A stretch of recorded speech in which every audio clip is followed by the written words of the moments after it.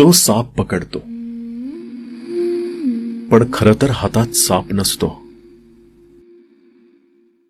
तर जीव असतो. कधी विचार केलात का, जिथे सगळे दूर पळतात तिथे कोणीतरी धाव घेतो. एकाकी निस्वार्थ जीवाची पर्वा न करता. कुणाबद्दल बोलतोय मी? हो, बरोबर ओळखलत. तो सर्पमित्र असतो. एका फोनवर धावत येणारा, कधी गावात, कधी शहरात, कधी शेतात. लोकांच्या भीतीचा सामना तो करतो, पण त्याच्या स्वतःच्या भीतीसाठी कोणताच सरकारचा हेल्पलाईन नंबर नसतो.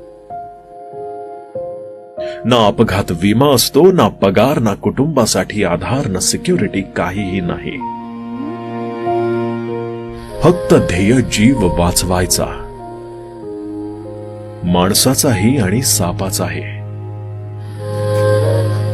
कोणीतरी आई वडिलांचा मुलगा असतो, कोणी मुलाचा बाबा,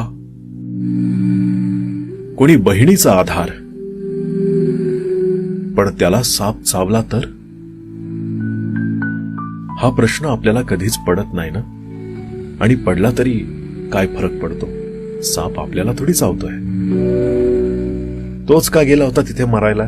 साप पकडतो म्हणे, चावला आणि मेला, असं म्हणून आपण आपापल्या कामाला मोकळे होतो. हो ना? असंच वागलं पाहिजे ना यांच्यासोबत. सर्पमित्र मोठ्या घरातून नाहीयेत. त्यांचं काम नोकरी नाहीये, एक प्रकारची सेवा आहे. आणि हे करताना अनेकांना आपला जीव गमवावा लागतो, एव्हाना गमावला देखील आहे. आज आपल्या सगळ्यांसाठी एक प्रश्न आहे. याचं उत्तर कमेंट बॉक्समध्ये द्यायला विसरू नका. तुमच्या आत माणूस जिवंत असेल तर नक्कीच कराल कमेंट या सर्पमित्रांसाठी. आणि तो प्रश्न असा आहे, साप दिसल्यावर त्याची आठवण येते, आपला जीव वाचतो, पण त्याच्या जीवाचं काय? त्याच्या जीवाला किंमत असते का हो?